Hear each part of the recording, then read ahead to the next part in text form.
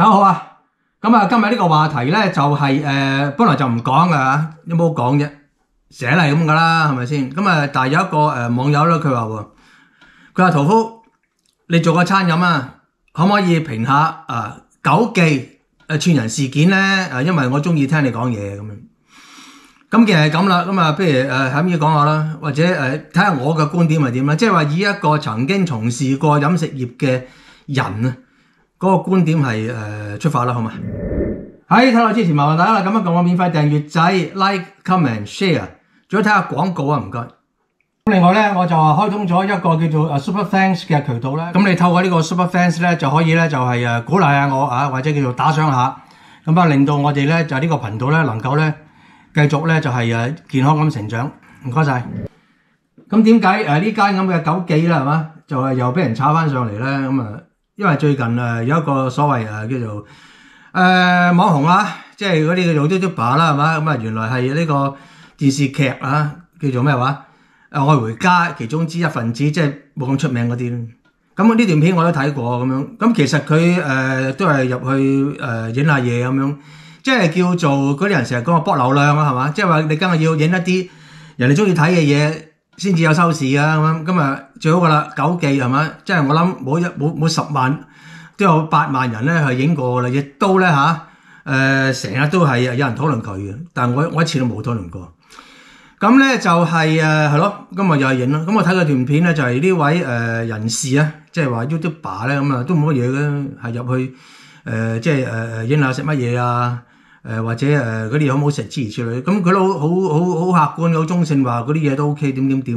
咁第一突然間咧就係咧個老細咧就走埋嚟話俾佢聽，就係你唔可以隨便影。如果你要影嘅話咧，你就要係經我同意先至得 ，O 唔 OK 咁之類啦。咁一般嚟講啦，嗱，如果係我同我屠夫人咧，就即刻會道歉，同埋收埋架機，又繼續食嘢，就唔會講任何嘢。咁但係咧，呢個 YouTuber 就駁嘴喎，咁樣就係可能咁撩興咗嗰個老細啦。咁啊老細咧就係兩個嗌交咁上下咯。最後咧就係老細仲阻止佢出門口，就報警添。好啦，咁分析呢單嘢嘅時候咧，或者要睇睇香港嘅法例點講啊。咁我查過少少資料啦，咁樣。咁其實咧，根據香港法例咧，就係呢個老闆啊，即係九記老闆，佢的確係有權咧，係去要求咧顧客啊，或者任何人喺呢間餐室或者呢間鋪頭裏邊咧，係唔可以做乜，唔可以做乜嘅喎，即係話咧係可以阻止你，唔俾你影，佢絕對有呢個權力嘅。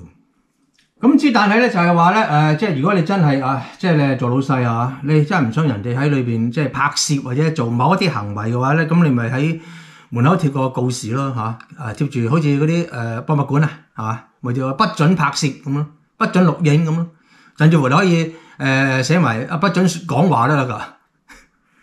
咁你貼咗啦，咁如果有啲客人或者有啲人仲係明知故犯嘅話咧，咁樣仲喺度駁嘴幾拮嘅咧，咁其實呢位東主啊，或者例如好似九記呢一個咁嘅老細咧，佢真係可以報警喎，因為你喺呢個店鋪裏邊啦，係造成滋擾啊嘛，你係滋擾呢間鋪頭啊嘛，甚至乎滋擾鋪頭裏面其他食客啊嘛，咁的確係可以咧老闆咧係可以報警要求警方嚟調停或者處理嘅，但係我發覺咧九記咧就係冇連呢一張咁嘅嘢喎，咁就冇連呢張即係叫啲朋友呢個顧客唔好影嘢呢一張咁嘅告示，咁即係話咧，如果佢冇連呢個告示，而顧客係呢個手機或者呢個即係攝錄機出嚟拍攝嘅話咧，真係可以嘅喎。但係如果拍攝期間店鋪嘅負責人出嚟阻止嘅話咧，咁你又要收埋佢噶啦。咁但係咧就係嗰個叫做九記嗰個老闆就係報警之下咧，竟然仲阻止嗰位咁嘅所謂 YouTuber 離開喎咁樣，咁呢樣嘢就唔得噶啦，係咪？你係唔可以咧，即係阻止佢離開嘅，因為咧佢所犯嘅所謂罪行就係不足以咧構成咧，就係可以有一個叫市民嗰個拘捕權嗰樣嘢嘅，即係你唔可以咧咁去拘捕佢或者係禁制佢離開，否則你就會犯咗呢個禁錮罪嘅咯。好啦，咁即係所謂嗰啲法例講完啦。咁如果有咩疏漏遺漏嘅或者咩錯嘅咁即管咧就係大家可以指教下係嘛，或者叫做改正下我唔緊要嘅。咁就係係啦，咁我就同阿陶夫人以前係做食肆啊，咁我哋做食肆嗰陣時候咧，會唔會咁做嘅咧？其實都係會嘅。咁咧就係有啲顧客咧，就喺英國啊，咁咧真係好鬼死麻煩嘅。有時咧就係叫做喺度大聲講嘢啊，騷擾其他嘅顧客啦，又或者喺度做一啲不必要嘅行為啦。例如試過咧，有人喺我哋出邊個攤嗰度踩單車啊，都試過喎。踩嗰啲唔係單車，踩嗰啲叫做scooter 啊，嗰啲叫咩話？滑輪車啊，係嘛？又或者有度踢波啊之類啦。咁我哋當然係會出去阻止佢啦，係咪？咁另外咧就有啲客咧就係成日投訴啦，投訴同一樣嘢啦。咁樣我哋係有要求呢啲客咧唔好再嚟幫襯我哋啦，請你去幫襯其他嘅食肆，因為我哋已經係無法再去滿足佢嘅要求咁樣。咁即係趕客，我哋都會試過。咁你話有冇阿九記個老細咁串咧？咁啊當然唔會啦。因為嚟講咧，你成日鬧客咧，的確係會趕客嘅。咩叫趕客？執笠咯，冇人嚟幫襯你。一傳十，十傳百啊！陶夫人，喂，入到去啊，個老細鬧人㗎咁樣係嘛？無緣無故鬧人喎，唔知點解鬧人㗎喎，鬧到狗血淋頭係嘛？有啲油路咁樣，除非你想執笠啦，咁但係你真係唔會咁樣做。咁啊，就算啊喺譬如喺我哋呢度都好啦，就算你請一個客人出去，或者係要求佢你唔好嚟幫襯我啦咁樣，其實都係要好聲好氣㗎，即係唔可以咧就潑婦罵街鬧人咁樣嘅。因為咧喺言談之間或者可能會有少少恐嚇成分都未定噶嘛，係咪？俾人哋捉到一兩句，或者正所謂雙眼唔好口打上嚟都未定嘅。咁如果你一涉及呢一啲叫做肢體衝突嘅話咧，恐防咧就兩個都要拉，即係話老細俾人拉埋。因為呢啲係屬於叫做毆鬥啊嘛，毆鬥即係兩個都有份。咁你話至於阿九記呢啲咁嘅經營手法啊，好多人啊，即係喺網上都見到好多評論啊，哇！真係排山倒海。都認為咧，阿九記呢咁嘅做法咧，係破壞咗香港嗰個叫做飲食業嗰個形象嚇。同時咧係會即係趕客，即係令到咧嗰啲朋友啊或者遊客咧，即係食下會卻步啦，係嘛？就會覺得咧香港嘅食館食肆，哇！即係咁不堪咁樣。咁其實我另一個睇法。嗱，首先嚟講咧，就係做生意一定要揾到錢啊，係咪？就等於即如做個 YouTuber 啊，或者做一啲叫 KOL 啊嘛。你一定要有流量，一定有人睇，咁你先至有收入噶嘛，係咪先？你冇人睇嘅嚇，冇人會留意你嘅話，咁你邊度揾到食啊？九記咧就捉到牢，佢捉到咩牢咧？就係咧，原來佢受到注目或者受到人嗰個叫做批評，甚至乎日日咧就成為談論嘅焦點。個原因就唔係因為嗰啲牛腩好食，而係咧佢嘅服務差啊，係嘛？即係個老闆咧叫做火爆啊，好中意鬧人嘅咁樣，所以就吸引萬千啊嗰啲咧叫做咧，我唔知點形容呢啲人啦。你話佢犯賤又好，你話佢攞啲煎又好啦，係咪？咁就係朝聖嘛。其實我覺得呢啲人係去朝聖嘅喎。好多年前咧，呢個九記咧受過呢個大台嗰個訪問嘅，我抄翻嗰條片嚟睇啦。佢一句説話咧都講得係非常之啱嘅嚇，即係作為一個叫做食肆嘅負責人啦。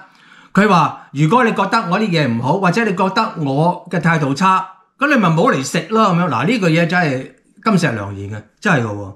如果你覺得咁難為你哋嘅，咁你咪唔好嚟咯。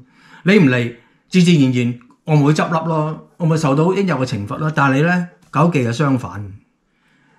嗱，我睇翻嗰段佢同嗰個 YouTuber 最近衝突嗰段片啦，其實九記呢個老細初埋去叫佢收機嘅時候，其實都好聲好氣噶，冇問題噶。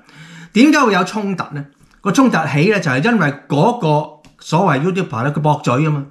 如果俾我嚟講，我都興啦，係嘛？喂，我叫你唔好影，你咪唔好影咯。駁咩嘴啫？咁其實好簡單啫。其實個 YouTuber 佢執到寶啦，明唔明啊？終於咧可以叫做撩到嗰個九記老細親自出馬嚼你啊嘛。如果九記老細嚼你，你就發噶啦。你大家上去打九記兩個字啦，嗰個 YouTuber 嗰個樣就彈出嚟噶啦，係咪啊？呢個世界就冇話啱唔啱啊！呢個世界就只係話有冇用嘅啫，係嘛？有冇着數嘅啫。嗱，而家咪好咯。嗱，九記又俾人炒翻上去，哇！小紅書嗰度又咁YouTube 又咁，嗰個 YouTuber 又成為大紅人啦，咪幾好？喺個商業社會最緊要咧就係揾到一個叫揾錢嘅密碼係咪？嗱，九記咪揾到個密碼咯。越鬧脾氣越暴躁，係嘛？嗰啲片越多，就越多人排隊喺門口嗰度，又喺受刑嘅。頭先講咗啦，佢哋唔係要去博鬧，先係朝聖，佢哋只係想知道究竟九記係咪傳說中咁犀利嘅咧？嗱，我話俾你聽啦，嗱，我冇去過嘅喎，但係我咧就相信九記嘅老細咧就唔係黐線嘅，嗰啲咪係鬧，唔係又鬧啊，係咪先？你始終做生意嘅嘢係嘛？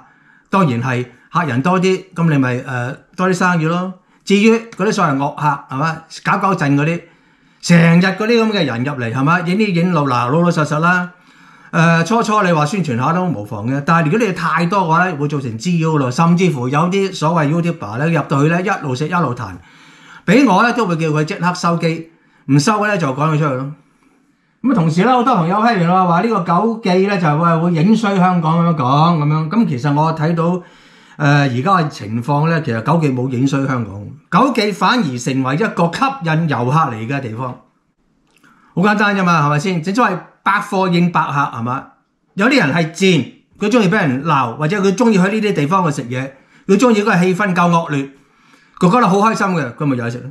好似我同杜夫人咧，我係永遠都唔會入呢啲類鋪頭嗰度食嘢嘅喎，因為我哋覺得你啲嘢硬我食得好咧，我都會食得唔安樂，或者分分鐘係可能會同當事人咧或者嗰啲鋪頭人嗌交添，咁就何必咧係咪？就以而家嚟講啦，咁即係鋪天蓋地啊嚇！即係咧打九記兩個字咧，哇都唔知有幾多10條片咧，幾多百個嗰啲 YouTuber 咧就去評論九記呢單嘢，包括我啦，當然係咪？我就係被邀請嘅啫係嘛？如果唔係呢位網友即係叫我講下咧，我就唔講噶啦。咁既然呢位網友話叫我講下，咁咪講咯係嘛？咁其實咧你一講嘅話咧，好多人會聽嘅，即係話咧你個收視率又會高噶啦。只不過就係一個叫互相利用講一啲人哋中意聽嘅説話，跟住呢個潮流去走係嘛？叫齊齊揾錢嘅啫。至於香港嘅零售飲食係咪真係俾呢一類咁嘅食肆嘅員工或者呢個老細嘅態度趕走或者係嚇怕嘅咧？咁我相信大家心中有數啦。當然唔係啦，係咪先？以前我哋喺香港住嘅時候咧，老老實實啦，嗰啲酒樓嗰啲餐廳嗰啲所謂嘅招呼咪同而家九記都差唔多嘅，其實冇乜兩樣啊。咁就算係咁啦，咁嗰陣時嗰啲餐廳酒樓咧都好興旺好生意喎。咁點解咧？因為經濟好咯，因為嗰陣時香港經濟好，個人個袋裏邊有錢咯同埋咧就係出外消費嗰個意欲或者嗰個態度咧就冇而家咁犀利啦，係咪？你諗下，喐下都唔知幾多10萬人北上，又去日本韓國、台灣咁樣。以前咧就冇咁多呢啲嘢發生嘅，所以嚟講咪好多人都係留翻嚟香港消費。咁咧就係無論你嗰個餐廳酒樓或者嗰啲服務係點都好，都有人幫襯，主要都係睇你習唔習慣嘅啫。咁之但係你嘅脾氣幾唔好都好或者你做生意係嘛，你幾唔耐煩都好啦。最緊要咧就係話即係唔好無故鬧人咯，係嘛？即係無端端咧哇拍台嘅話好似發癲咁鬧人咁樣，咁啊梗係唔得啦，係咪？咁但係你如果遇着一啲客人真係好麻煩嘅話咧，的確咧係會引起衝突嘅，呢個係雙方面嗰個問題嗰個症結所在係嘛？咁即係話咧，無論你係餐廳食肆嘅負責人，又或者係食客度，大家都互相尊重。嗱咁咧，我哋嗰時翻香港嘅杜夫人啦，都經常喺周圍影嘢㗎，就算呢度都會嘅。咁嚟講咧，就係話，如果你係要好詳細咁去影嗰笪地方，例如你去咗一間商店超市，或者你入去一間餐廳啦，有自助餐嘅啦。咁咧就係你想影下附近嘅環境食物嘅話咧，你一定係要咧徵求嗰個叫做場地嗰個負責人嘅許可，你先可以咁做。我哋一定會咁做。咁但係如果係只係坐低係嘛影係途夫人咧單對單對面咁樣訪問下佢講其他嘢，或者唔關呢間餐廳嘅事，甚至乎係啲嘢嚟到啦就淨係影嗰啲咁嘅食物嘅話咧，我哋都係冇提出呢個叫做要求嘅係嘛？因為咧就係佢門口冇連一張不准攝影嘅告示啊嘛。咁同時咧就係我哋係唔會影到其他人嘅，除咗我哋自己之外盡量啦，都係唔會影到其他人嘅，不會造成任何騷擾。但係如果餐廳食肆嗰啲人走嚟咧要求你停機嘅話咧，叫嗱先生。呢度唔影得嘢嘅，希望你唔好影啦，咁樣。咁我係會即刻你係會收機，代好之後，仲要道歉，咪繼續食嘢咯。但係如果你喺度無理喺度叫做反唇反唇相繫你或者唔得咁樣咩事啦咁樣，即係條交嗌咯。咁個場面咪將嘢好似狗技咁樣咯，不歡而散，咁何必啦？正所謂叫做互相尊重，唔好兜面話人啦。好，咁啊，最後再總結啦咁樣。咁你話九記呢種服務態度係咪會即係趕客咧？的確係嘅，係會趕客嘅。如果你係普通一個食店咧，千祈唔好試。